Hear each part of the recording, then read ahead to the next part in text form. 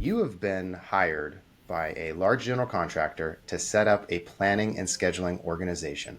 How do you do it? I'm going to start off by assessing what do we have? Do we have any experts, any schedulers already on staff? Or are we a company who's using consultants, utilizing outside sources? I'm also going to ask why. What's important for you to get out of this? As your group grows, especially if you have bigger projects, that's what really drives the staff up. It gets exponentially more challenging to make sure people are getting the development opportunities, something that keeps their job engaging, giving people opportunities to show that it's a career in planning and scheduling.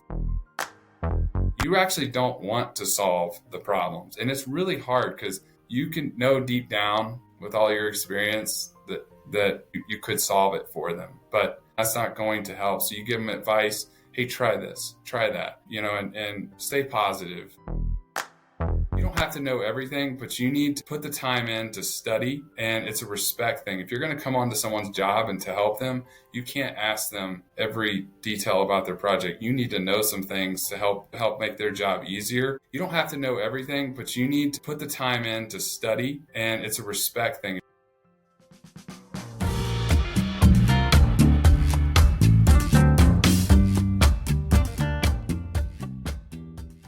Hi, folks. A quick one before we dive into this week's episode. Our book, The Critical Path Career, How to Advance in Construction and Planning and Scheduling, is out now, and you can order it on Amazon. We'll include a link below. This is a great way to show support for the Beyond Deadlines podcast, and Greg and I have worked extremely hard, taking everything we know in our 30 years of experience, plus everything we've picked up from shooting this podcast, and we've tried to pack it into an information-dense book that you can use right away. In the book, we have specific strategies on how to get a raise, how to get a promotion, and find a new job. We include 26 of the best interview questions that we have come across, in addition to 34 specific impact ideas that you can go use on your projects today. We want to thank everyone who's shown us support so far and enjoy this week's episode. Welcome to the Beyond Deadlines podcast, where we tackle challenges that planning and schedule leaders come across on a day-to-day basis.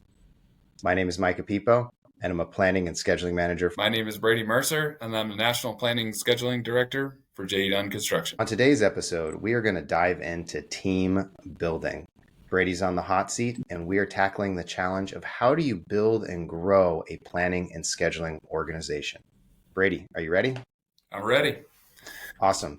You have been hired by a large general contractor to set up a planning and scheduling organization. How do you do it? All right. So if I'm coming in, I'm going to start off by assessing what do we have? What do we have inside the company? Do we have any experts, any schedulers already on staff? Or are we a company who's using consultants, utilizing outside sources? So I want to understand that. I'm also going to ask why. Like, why do you want to do it? What's important for you to get out of this? And I can explain a little bit of J.E. Dunn's why, and I think some really important reasons why I think it's helpful to have your inside group, especially as you grow your company and you end up with a lot of risk and different size of projects and things like that you want to focus on. Our reason, and we used to be a lot heavier on the consulting side, outsourcing, was to own our own outcomes, to have people in-house that are a part of the company culture, who connect and build real relationships. And I think that's just so important. And I'm sure as we talk through this today, relationships are going to keep coming back and the way we work with each other. Understanding that why, if it's just to save money on consultants, I don't feel like that's probably not genuine. So, and I think as a leader who would be coming in to take a group and build a group, you would want to make sure you establish that with leadership and have alignment. Because as I've been in this role here for 7 years, I've really noticed we've had the support, and without it, I just don't think you can't just expect your schedulers to walk in and start providing support and get buy-in from the teams without leadership, being a part of it. So all right, let's unpack a little bit of that. There's a lot there, and I want to get into just about every little piece of it, but I'm going to answer your questions because you are on the hot seat. So let's say what your first question was brilliant. What is there? So let's say you have a couple consultants from different consultancies, and you have two or three schedulers currently, but they were just kind of fell into the role. They didn't really, sign up to be a scheduler. It was basically like, we have a big job. We need you to do it. Would you come and do this? And that's all you got. And then in terms of the why, let's say the organization is really looking to improve predictability, but to do so is simply just to reduce costs. So that's where their mindset is. They want to be more predictable to drive their project costs down. And so you've done your kind of assessment, you see where everything's, setting and the kind of pieces you have. How do you start to, bring those people together and form that team and kind of craft your own why in this hypothetical? Sure. Well, the first thing I'm going to do is set up processes, set up some foundation. I think, I'm betting that if you walk into a company that doesn't already have an organized group and you're tasked with this, there's not a lot of order to. There might be an SOP manual, right, that's got dust still collecting on it. It's But probably a physical manual. yeah, Like, maybe. hey Brady, what we do on the scheduling, it's like right over there on the shelf. It's still in a 3-ring binder. Yeah, I mean, what you said about like the scheduler who is put into the role because either they like doing it and they're not actually a scheduler. That reminds me of myself coming right out of college. I was Okay. on path to be a project manager and somehow ended up being the person who cared about schedule. That might explain how I got where I am. But I think that's great. You got motivated people, and they're probably, and I would guess if they're in that role, it is because they have a passion for it. Because if you don't have the fire, it doesn't stick. Yeah, go be a quality manager. No, I'm just kidding. Yeah. Quality managers that are listening, I didn't mean to offend you there. What would be your first top couple process? You mentioned process. Yeah. What are the first couple that you would hit right off the bat to get set up and rolling? Yeah. So, as I use the word process and not SOP, to me, it's really important because process is a living, breathing thing. I would just start with the workflow. And so the way we've, over the years, focused on and kind of redirected away from SOPs into process is, I would start with the pursuit, get work. I would build a good path of how to get to sound scheduling practices, planning practices to help you get work and understand what that is. Now, when you say get work, you mean the bid schedule. The pursuits, right? The Yeah, gotcha. bids. Okay, so actually winning work. So you would go in and kind of build out, this is how we build, those schedules to have an accurate bid, but also a competitive one. Absolutely. Make sure that we're providing responses that we can actually deliver, and the other thing is when you're Novel a idea. large organization, you also want your reporting and the things you issue in an RFP, you want them to look consistent. So I think that's I would start there, and then I would process on creating a contract schedule, a baseline schedule, just a good sound process. And Is there then, a reason? So I guess what's your reason why you would start there? I think I have some ideas, but I'd like to hear from you first on why start at that point. well, because for me, I don't know that I would like pick one and just only focus on it. I like to look at the cycle of work, the workflow. So I would go through and start at pursuit, contract, updating, change management, and just map it out at a high level. I spent some time, we have some people in our organization that they're knowledge managers and they really facilitate this, but I've spent some time building processes, and I feel like you start at the high level, kind of like milestone planning a project.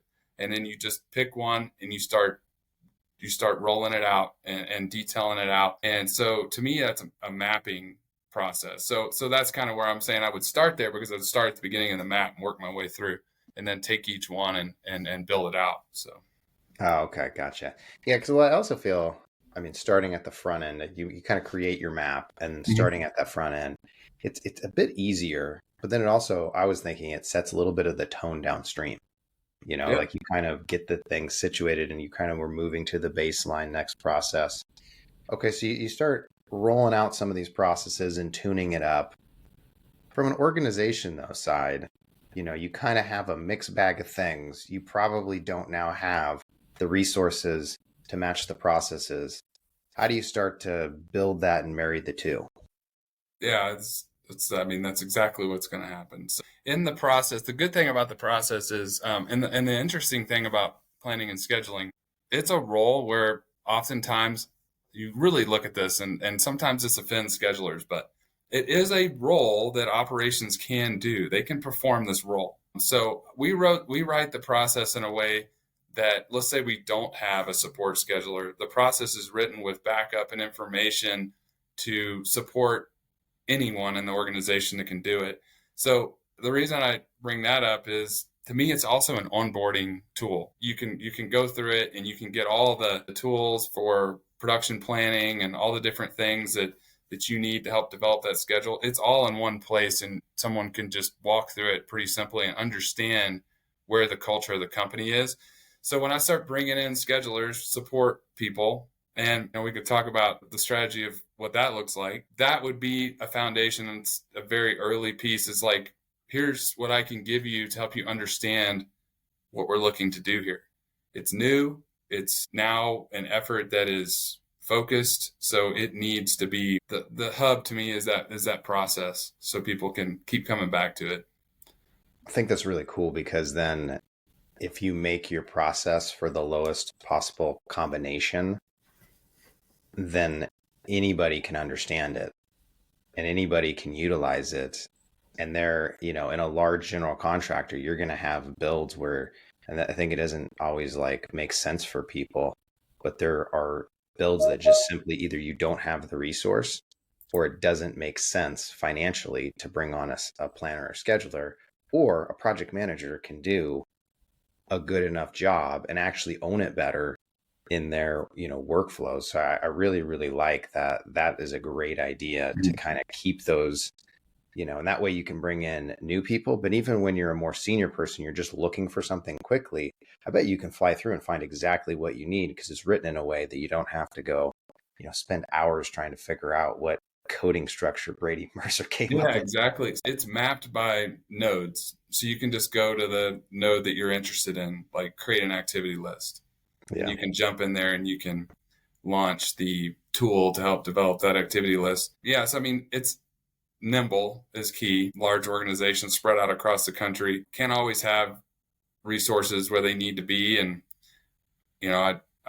I love the idea. We spent a lot of time on it, but it really has worked for us, because again, I can bring somebody in new or a junior person out of college and say, unpack one of these and let's sit down and go through it. And then we can, it's just it serves a lot of purposes. So, Yeah. So kind of going on where we're going next is strategically, though, when you're looking at, here are all the jobs I have, here where they're going, here's potentially where all the jobs we might win, here are the industries we're focused in. How do you look at strategically, where do you hire? How do you hire? Who do you bring in? And even touch on, I'm sure you have a little bit of, this person's project based, this person's actually more central now, because it's a large organization. So yeah. how are you working through that sort of strategy? Yeah.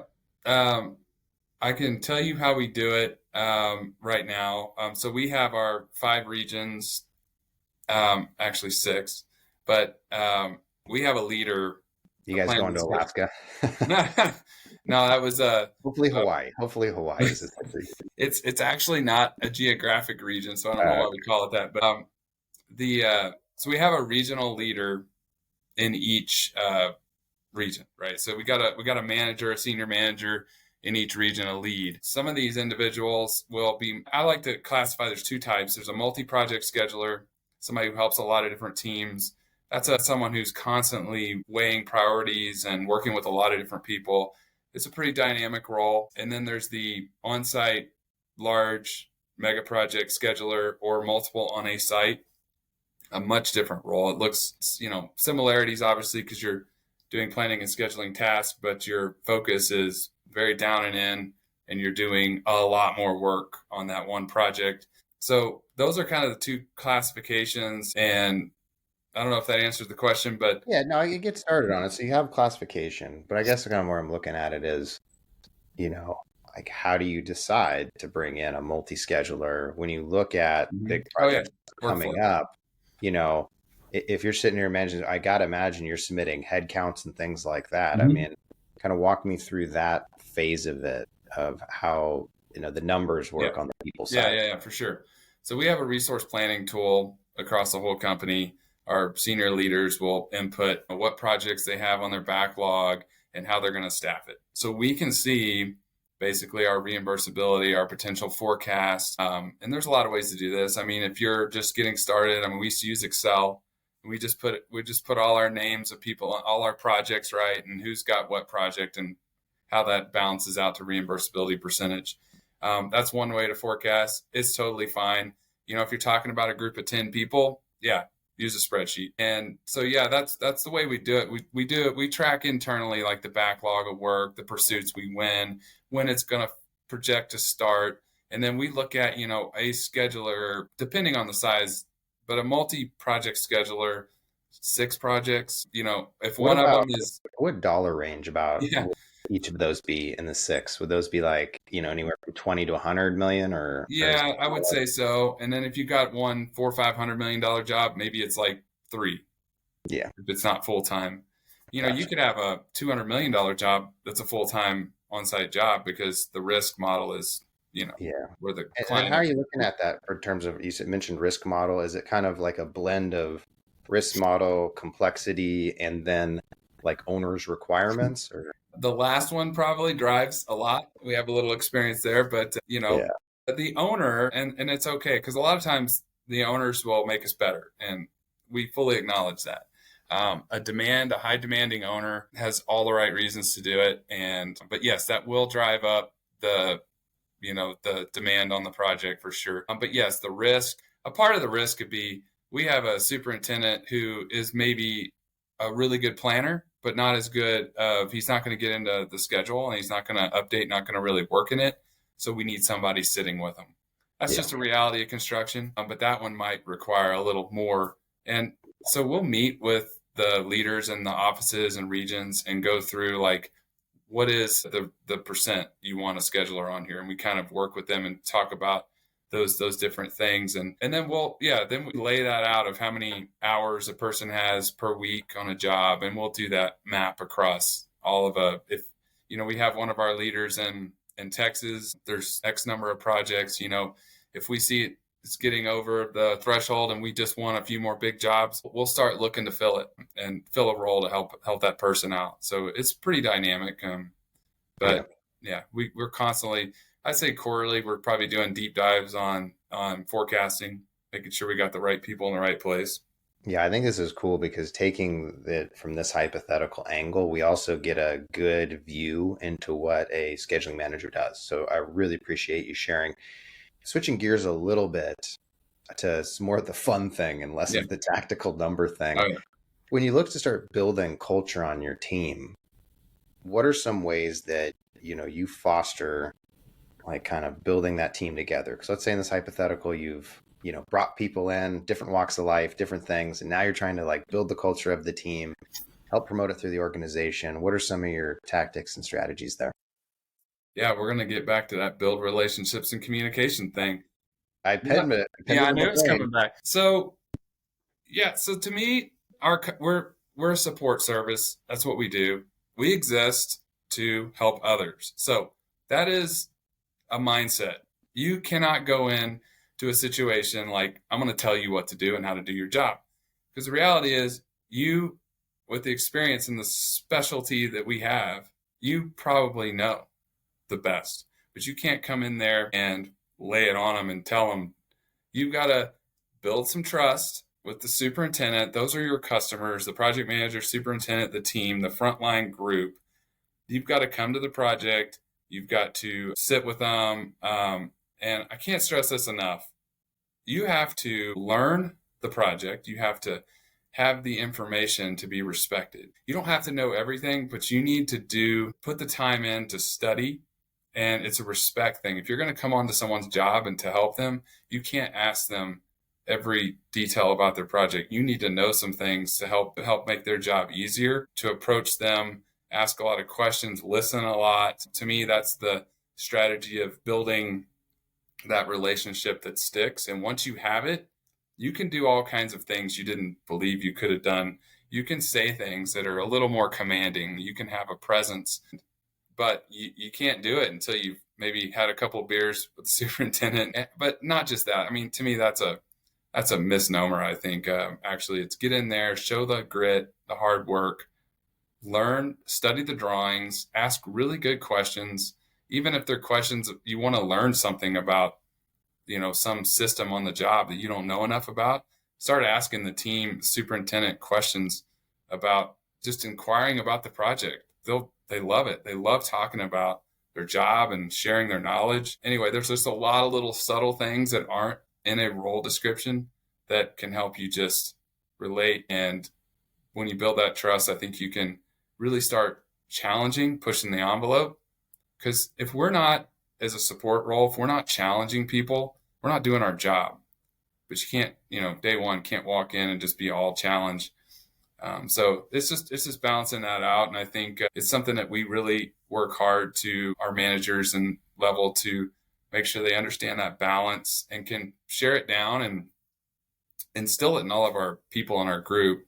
So, Yeah, that is, I mean, it's huge. And then, I definitely think the like, hey, we'll just go grab beers and be buddies is totally a misnomer yeah, because the next day you'll show up on the job and you still won't know how they're going to install the HVAC and people will like, they roll still your look at eyes. you like, yeah, what are you Yeah, and doing? Yeah, it sets a tone. I mean, it yeah, really sets the tone. One of the tips that I've always learned is like you go talk to other people about stuff, so like you go talk to the engineer who's leading the system or leading the drawings and you sit down with them. And then when you come back to your superintendent, now you have that knowledge and there's a load of people out there. So you're not just like, choking one person, like you're not bottlenecking one mm-hmm. person in that. So talk about though, that's kind of like at the personal level. Talk about Yep. at your team level though, like, with your direct reports and as you build the organization, how are you fostering that broader team culture? Well, so what I try to instill is what got me to a place to where I felt like I had a big following. So I try to set that by example. The thing you have to be really intentional about, you it's a thankless job, this support role. So you have to work hard to in my role to encourage, to stick with people, to just listen to them. Sometimes, there's so often things going on in a project, struggling with a relationship, somebody struggling with a superintendent relationship. You listen and, you're not going to solve them all. You're not going to solve a lot of it. You actually don't want to solve the problems. And it's really hard because you can know deep down with all your experience that you could solve it for them. But again, that's not going to help. So you give them advice. Hey, try this, try that, and stay positive. Me, myself, personally, I have to work really hard to stay positive because I hear all the noise of all the projects. I hear all the bad things. And it doesn't matter what company you're in, there's challenges everywhere. And you have to, when you're talking to your people, you have to park that and try and be as positive as you can. And it's something I constantly work on. But I just think being supportive, try this, and then let's talk about it at the end of the week. Tell me how it went. Did you try this different angle? And then you get that feedback. And that's some of the stuff right there that keeps you doing your job as a leader. When you start to hear back what people did and it worked, or it's a step in the right direction. So yeah, I think it's just being supportive, being positive, empathetic. You got to have a clear strategy though. You got to have where you want to go, and you can't just always be open arms. And you still got to have your plan as a leader, and it has to flow down, and people have to all understand it and know what the strategy is for the group and for the company. Those are two different things, obviously, but I think those are some of the things that I do, at least from my role. So Yeah, I think that's perfect. I mean, you do have to have that high level plan. This is where we're going. This is kind of the guardrails of, what's acceptable, like something silly like, hey, we're rolling out this new milestone. You mm-hmm. can't just be like, oh, well, you're having a tough day, you never roll it out. It's like that actually has to get in. These are the guardrails. But within the guardrails, I think that's a lot about what you were talking about, of where the empathy comes through and the coaching and the, Hmm. that like, how are we going to grow and build you up as a planner and scheduler in the organization? Well, cool, Brady. I think, I was talking to the CEO of this GC, and they say you're doing a pretty good job. So you've kept your hypothetical job, and you might receive a fake Christmas bonus. All right. So feel free to go buy that fancy bag of coffee you've been Yep. eyeballing. Before we take off for today, any final thoughts, anything you want to leave our listeners with? Yeah, I think one thing I would say is the people. Getting the people in your group, in your organization is the most important part. And so there's a few things I look at: growing internally, growing within. You're not going to be what you want to be without people that fit your model and your vision. So growing from within is, learning and development, opportunities internally. These are things that like you really have to make available for people. And, as your group grows, as it will, there's a lot of growth, especially if you have bigger projects. That's what really drives the staff up. It gets exponentially more challenging to not forget about how important it is to make sure people are getting the development opportunities, something that keeps their job engaging. But anyway, growing within, giving people opportunities to show that it's a career in planning and scheduling. This is not just we're going to buy you for this job and then see you. This is a Yeah. career opportunity. And I also like to say bring in some outside talent too. Mix it in. You definitely want some outside perspectives outside of our company. It helps. We lean on that. And then on the people side as well, diversity on the sense of different backgrounds, different opinions. It really does help. And we try to get our group together once a year. And now there's like almost 40 of us. So it's getting more challenging as we get bigger, but you get everybody together and you start to listen to just the things that different people from different backgrounds, different part of the country say, and it rubs off on other people. And it just makes you more well-rounded. And yeah, I truly believe that, when you talk about culture, that's where you start to see it. We don't have a bunch of people that are doing the same thing they've always done, right? It's really difficult to change, and especially in planning and scheduling, right? If you look at it, I mean, I know you've done plenty of, I don't want to overlap some of your other topics, but y'all have done some really good content on the recent change that's come up in the last 5 or so years. That is one of those looking ahead. I mean, just people, the idea of change when someone's been using P6 for 10 years or more, that's a challenge. But, we're doing our best to be open-minded and advance with the industry. So, or push it. Yeah. Yeah. No, that's a whole nother episode to crack into. Changing P6. Brilliant. Brady, thank you so much for coming on. That was a great last segment. I 100% J Dunn. If you're having a struggling to getting those 40 people together, have an offsite in Hawaii together as a team. We'd go to Um, Vegas. I got a bunch of I'm, people that want to go there too. I'm sure after this episode, you'll find the budget, and feel free to bring a speaker with you. I'm sure you can Let's find, go. a Beyond Deadlines host that isn't named Greg to come and do some speaking at your engagement. So I'll clear my calendar. Probably March for Maui. Sounds good to me. We go to Hawaii. You're on the list. Let's do it. Amazing. Amazing. I love it. Well, folks, thank you so much for listening this week. We hope you enjoyed the episode, and we'll catch you on the next one.